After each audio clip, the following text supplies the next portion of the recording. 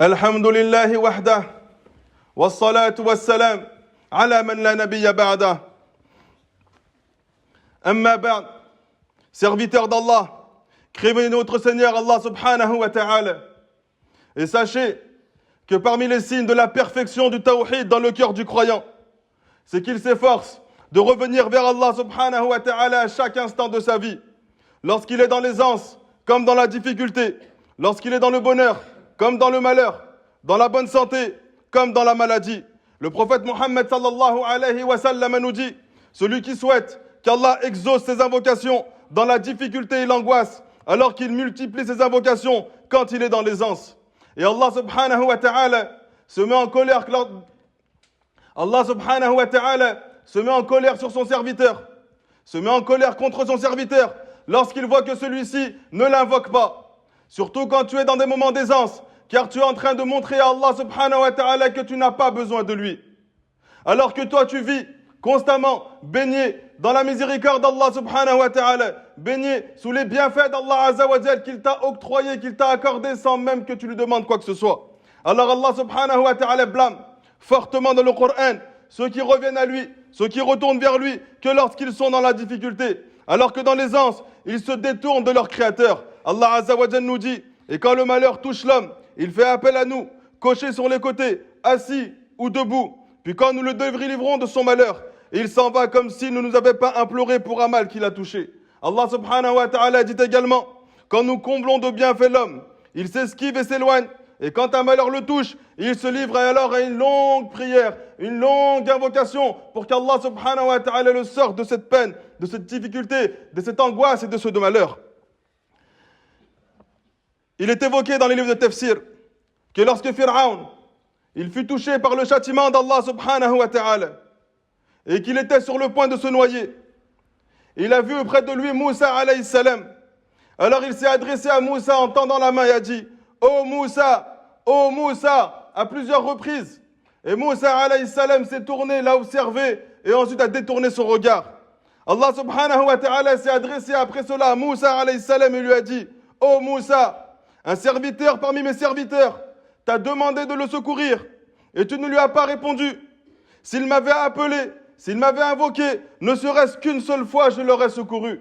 Allah subhanahu wa ta'ala aime lorsque le serviteur revient vers lui, dans les moments de difficulté, mais également dans les moments de d'aisance, lorsque Allah subhanahu wa ta'ala t'a octroyé de nombreux bienfaits.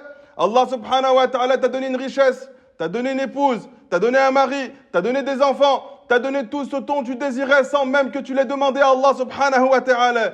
Et tu baignes toute ta vie sous les bienfaits de ton Seigneur Allah azza wa jal. Malgré cela, tu ne l'invoques pas. Tu ne montres pas que tu es dans le besoin d'Allah subhanahu wa ta'ala que lorsque tu es touché par une difficulté et par une calamité. Et donc ces textes sont des preuves évidentes qu'Allah subhanahu wa ta'ala blâme ceux qui le recherchent que dans leurs moments de difficulté. Alors que dans l'aisance, ils s'en détournent, sont insouciants et distrait. C'est pour cela qu'il est du devoir de chaque croyant, une fois que tu as pris conscience de cela, de te rapprocher d'Allah subhanahu wa ta'ala à chaque instant de ta vie. Car le prophète sallallahu alayhi wa sallam a dit, cherche à connaître ou cherche à te faire connaître d'Allah dans les moments d'aisance et il te connaîtra et il se rappellera de toi dans les moments de détresse. Ibn Rajab rahimahullah ta'ala dit en explication de ce hadith, celui qui craint Allah, observe ses obligations, délaisse ses interdits, se fait alors de se faire connaître d'Allah. Et Allah se souviendra de lui dans les moments de détresse, comme il s'est fait connaître d'Allah dans ces moments d'aisance. Et on a dans les messagers d'Allah azza wa jal d'excellents exemples à suivre. Le prophète Ibrahim alayhi salam, il a passé ces moments d'aisance à observer les obligations d'Allah azza wa jal. Il était un guide parfait, soumis à Allah, lui vouant un culte exclusif. Il ne faisait pas partie du nombre des associateurs. Les gens de son peuple se prosternaient devant des statues et lui se prosternait exclusivement devant Allah. Il s'en remettait aux idoles et lui s'en remettait et plaçait sa confiance exclusivement à Allah subhanahu wa ta'ala. Il prit la décision de casser les statues de son peuple. C'est alors qu'ils l'ont attrapé, ligoté et attaché à une catapulte afin de le jeter dans un feu immense. Il n'avait aucun secours, aucun allié en dehors d'Allah subhanahu wa ta'ala. Lorsqu'ils l'ont envoyé dans ce feu et lorsqu'il était dans les airs, l'ange Jibril est venu auprès de Ibrahim alayhi salam. Il lui a dit, oh Ibrahim, veux-tu que je te vienne en aide? Alors Ibrahim, avec un cœur attaché, plein de tawhid, d'unicité d'Allah subhanahu wa ta'ala, il s'adresse à l'ange Jibril alors qu'il va être envoyé dans un feu. Il dit de toi, je ne veux aucune aide, mais de Allah, je veux son aide. Hasbi Allah wa ni'mal wakil. Allah me suffit et c'est le meilleur des protecteurs. Et lorsqu'il est arrivé dans le feu, Allah subhanahu wa ta'ala ordonna au feu d'être une fraîcheur salutaire pour Ibrahim. Quant au prophète Ayyub alayhi salam, Allah l'avait comblé de bienfaits. Il était riche, en bonne santé et avait une grande famille. Et tout cela lui fut retiré. Il a été atteint d'une grave maladie. Il n'y avait pas une partie de son corps sans que celle-ci ne soit touchée par la maladie. Et sa maladie s'est prolongée à un point que tout le monde s'éloigna de lui. Plus personne voulait prendre soin de lui, alors qu'il avait une très grande famille. La seule personne qui a voulu prendre soin de lui, c'était son épouse.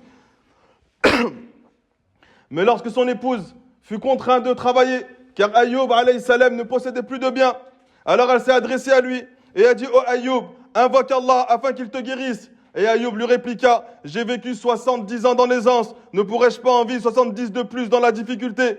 Mais lorsqu'il s'aperçut que les gens ont commencé à s'éloigner de la femme de Ayyub, de peur d'être touchés eux également par la maladie, il s'est mis à invoquer Allah Azza wa Jalla et a dit « Le mal m'a touché. Et toi, tu es le plus miséricordieux des miséricordieux. » Allah subhanahu wa ta'ala a rapidement exaucé l'invocation de Ayyub alayhi salam et a dit « Nous l'exauçâmes, enleva le mal qu'il avait, lui rendîmes les siens, et autant qu'eux avec eux, par miséricorde de notre part, et en tant que rappel aux adorateurs. » Dans le prophète Yunus alayhi salam, il y a également un excellent exemple à suivre. Il fut jeté au milieu de la mer, puis avalé par le cachalot. Il invoqua Allah subhanahu wa ta'ala alors qu'il était dans le ventre du poisson et dit « Pas de divinité à part toi, pureté à toi, j'ai été vraiment du nombre des injustes. » Ibn Kathir rahimahullah ta'ala nous informe et nous dit que les anges ont entendu cette invocation de Yunus alayhi salam dans le ventre du cachalot. Et ils ont dit « Oh Allah, oh Seigneur, nous reconnaissons cette voix, mais elle provient d'un endroit étrange. C'est la voix d'un serviteur qui ne cessait de voir ses œuvres monter au ciel. » Et cette voix elle a été reconnue par les anges, car Yunus alayhi salam, dans ses moments d'aisance, lorsque tout allait bien dans sa vie, il avait pris pour habitude constamment de dire « Subhanallah, walhamdulillah, wa la ilaha illallah, wallahu akbar ». Voilà pourquoi les anges ont reconnu sa voix, car il était constamment soumis, en train d'évoquer Allah subhanahu wa ta'ala. Allah subhanahu wa ta'ala a révélé ensuite, s'il n'avait pas été parmi ceux qui glorifient Allah, il serait resté dans son ventre jusqu'au jour de la résurrection. Al-Hasan al-Basri rahimahullah ta'ala nous informe. Yunus ne fit aucune prière dans le ventre du poisson, mais il a œuvré dans l'aisance et Allah s'est rappelé de lui dans la difficulté. Allah subhanahu wa ta'ala nous dit, nous l'exauçâmes et le sauvâmes de l'angoisse. C'est ainsi que nous sauvâmes les croyants. Allah subhanahu wa ta'ala exauce les invocations du serviteur.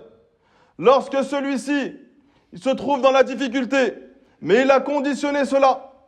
Ce qui est que lorsque tu es dans les moments d'aisance, tu restes constamment soumis à Allah subhanahu wa ta'ala. Tu ne te rappelles pas de lui que quand tu veux qu'il te sorte d'une pénibilité, qu'il te sorte d'une angoisse, qu'il te sorte d'une tristesse, qu'il te sorte d'une difficulté. Et même malgré cela, Allah subhanahu wa ta'ala par miséricorde peut largement exaucer ton invocation. Mais cela c'est pour montrer aux croyants qu'il doit tout au long de sa vie se rapprocher d'Allah azza wa jal. Combien de personnes lorsqu'elles sont dans la difficulté, lorsqu'elles sont touchées par une grande épreuve, elles invoquent Allah azza wa jal et ne voient pas leur invocation exaucée et elles se plaignent d'Allah. Mais comment tu étais lorsque tu étais comblé de bienfaits de la part d'Allah Azza wa Jal? Est-ce que tu étais tout autant soumis? Est-ce que tu as fait une invocation tout aussi longue? Est-ce que tu as été un des proches alliés d'Allah subhanahu wa ta'ala? Ou bien tu baignais dans la désobéissance, dans les interdits, dans tout ce qui déplaît à Allah Azza wa Jal parce que tu n'avais plus besoin d'Allah Azza wa Jal, alors que tous ces bienfaits que tu avais, tu ne l'as pu les obtenir que par la permission et la volonté de ton Seigneur Allah Azza wa Jal. Al-Hasan al-Basri, lorsqu'il s'est sauvé du gouverneur Al-Hajjaj, il est parti se réfugier chez son ami Habib ibn Muhammad. Et son ami lui a dit « Oh Abba Saïd, n'y a-t-il pas une adoration entre toi et ton Seigneur que si tu l'évoques avec cette adoration, il te sauvera de ces gens ?» Alors Al-Hasan al-Basri est rentré dans la maison. La garde de Al-Hajjaj l'ont vu entrer dans cette maison et sont rentrés après lui, sauf qu'ils ne l'ont pas vu. Ensuite, ils sont revenus, ils sont partis voir Al-Hajjaj, ils lui ont dit, on l'a vu entrer dans la maison, mais lorsqu'on est rentré après lui, on ne l'a plus trouvé. Alors Al-Hajjaj, il a répondu, il était bien présent dans la maison, mais Allah subhanahu wa ta'ala vous l'a masqué à vos yeux. On a également dans Pharaon un excellent contre-exemple. Il a passé sa vie d'aisance. dans la mécréance, l'injustice, la perversion, la désobéissance à Allah subhanahu wa ta'ala, le délaissement des ordres d'Allah azza wa jal. Juste avant de se noyer, il a demandé et a dit: je crois qu'il n'y a d'autre divinité que celui en qui ont cru les enfants d'Israël, et je suis du nombre des soumis. Allah subhanahu wa ta'ala ne lui a pas exaucé son invocation, n'a pas exaucé sa demande. Jibril alayhi salam, qui connaît la grandeur de la miséricorde d'Allah subhanahu wa ta'ala, malgré qu'on est face à l'un des plus grands ennemis d'Allah azza wa jal, il dit: oh Muhammad, si tu m'avais vu ce jour-là où Pharaon a prononcé ces paroles, qu'il faisait partie du nombre des soumis, me précipiter sur terre, prendre Pharaon, le ramener dans les bas-fonds de la mer, remplir sa bouche d'algues et de terre, de peur qu'il ne soit touché par la miséricorde d'Allah subhanahu wa ta'ala. Serviteur d'Allah, la miséricorde d'Allah azza wa jal est immense. Mais lorsque tu es touché par une peine, par une angoisse, par une épreuve, par une difficulté, c'est en invoquant Allah azza wa jal que tu peux voir cela s'éloigner de toi. Et tu auras plus d'espoir de voir ton invocation exaucée si lorsque Allah azza wa jal t'a comblé de bienfaits, tu étais quand même soumis, tu n'as pas utilisé ces bienfaits pour désobéir à Allah azza wa jal. Allah t'a donné la richesse, tu utilises cette richesse pour faire des péchés. Allah t'a donné la force, tu utilises cette force pour faire des péchés. Allah t'a donné la beauté, tu utilises cette beauté pour faire des péchés. Tu utilises les bienfaits d'Allah azza wa jal pour t'éloigner de lui. Lorsque tu l'invoqueras dans les moments de difficulté, ne te plains pas si Allah subhanahu wa ta'ala n'exauce pas ton invocation. Et si le serviteur, comme nous l'informe Salman al-Farisi, un des plus grands compagnons du prophète sallallahu alayhi wa sallam, qui nous dit: si l'homme invoque abondamment Allah azza wa jal dans ces moments d'aisance et qu'un malheur le touche et qu'il invoque Allah à ce moment-là, les anges diront: c'est une voix que nous reconnaissons, et ils intercéderont en sa faveur.